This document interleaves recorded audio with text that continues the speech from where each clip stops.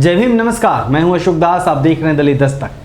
Bahujan Samaj party की मुखिया सुश्री मायावती ने एक बार फिर से साफ कर दिया है कि वह ना तो एनडीए में जाएंगी और ना ही इंडिया गठबंधन में। इसके बाद अब दो सवाल सामने हैं। पहला, बहन जी के इस फैसले से दोनों गठबंधनों में से किसे फायदा होगा और किसे नुकसान, और दूसरा, बसपा का यह फैसला कितना सही है। इस खबर में हम बात करेंगे इसी की। दरअसल बहुजन समाज पार्टी की प्रमुख मायावती ने कभी नहीं कहा कि वह किसी भी गठबंधन के साथ जाएंगे। वह लगातार कहती रही हैं कि वह विधानसभा चुनाव हो, 4 राज्यों के जो होने वाले हैं, या फिर लोकसभा चुनाव, वह अकेले ही चुनाव मैदान में जाएंगे। लेकिन पिछले कुछ दिनों से मीडिया का एक तबका यह खबर चला रहा है कि मायावती इंडिया गठबंधन में जा सकती हैं और उनकी बातचीत हो रही है, और उन्होंने 40 सीटों की अपनी शर्त रख दी है।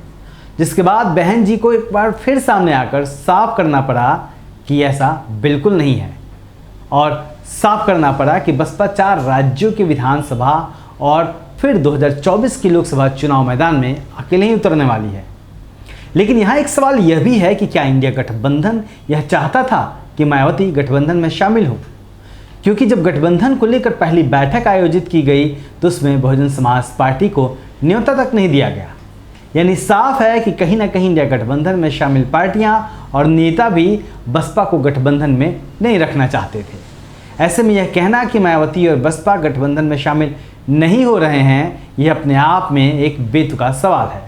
अब सवाल यह है कि बहन जी के अकेले चुनाव मैदान में जाने से किसे फायदा होगा और किसे नुकसान। यह साफ है कि बसपा और बहन जी के समर्थक किसी भी हालत में भाजपा को वोट नहीं देते हैं।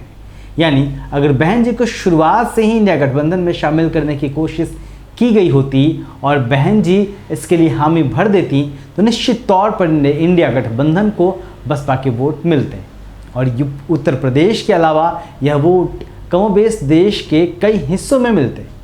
यानी बसपा का कोर वोटर बहन जी के साथ रहेगा, वह इंडिया गठबंधन में नहीं जाएगा। तो राजनीतिक रूप से भारतीय जनता पार्टी को बसपा की वजह से होने वाला नुकसान नहीं होगा और इंडिया गठबंधन को फायदा नहीं मिलेगा। इसी को आधार बनाकर तमाम विरोधी बहुजन समाज पार्टी को भाजपा की बी टीम होने का आरोप लगाते रहे हैं। अपने आज के ट्वीट में बहन जी ने इसका भी जवाब दिया है, बल्कि पुरजोर जवाब दिया है। बहन जी का कहना है कि वैसे तो बीएसपी से गठबंधन के लिए यहाँ सभी लोग आतुर हैं, सभी दल आतुर हैं, किंतु ऐसा ना करने पर विपक्षी द्वारा खिसियानी बिल्ली खंभा नोचे की तरह भाजपा से मिली भगत का आरोप लगाते हैं। इनसे मिल जाए तो सेकुलर, न मिले तो भाजपाई।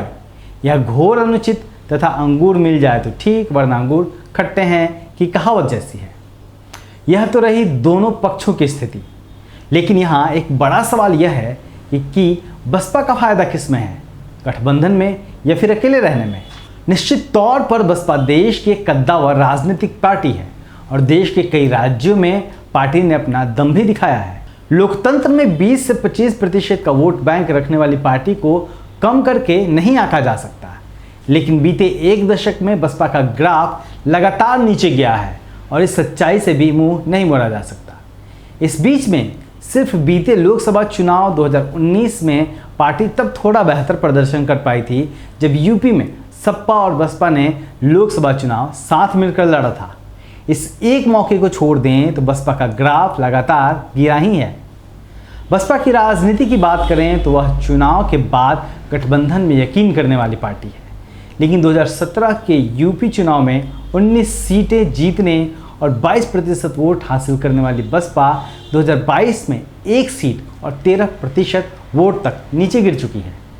यानी बसपा का कोर वोटर कहीं ना कहीं उससे छिटक रहा है, खासकर गैर जाटव दलित वोटर। चिंता की बात यह है कि आकाश आनंद को युवा चेहरे के रूप में सामने लाने और तेलंगाना बसपा की कमान पूर्व आईपीएस अधिकारी और वहां के आम लोगों में पॉपुलर आरएस प्रवीण को देने के अलावा मायावती ने बीते सालों में पार्टी को मजबूत करने के लिए कोई खास कदम उठाया हो, ऐसा नहीं दिखता। पार्टी के तमाम पुराने साथी भी बसपा छोड़ चुके हैं या फिर निकाले जा चुके हैं। ऐसे में बसपा के गठबंधन में शामिल होने या न होने से भले जिसे भी फायदा या नुकसान हो, खुद बसपा के लिए 2024 का चुनाव अस्तित्व की लड़ाई वाला होगा।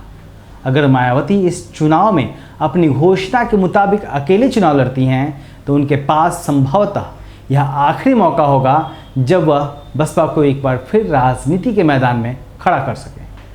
यह सालों तक बसपा और मायावती के लिए तमाम विपरीत परिस्थितियों में लड़ने वाले बसपा समर्थकों के लिए भी जरूरी है। देखते रहिए दलित दस्तक और हमारे चैनल को सब्सक्राइब करिए, लाइक करिए, शेयर करिए, संभव हो तो ज्वाइन बटन दबाकर आर्थिक मदद भी करिए। जय भीम।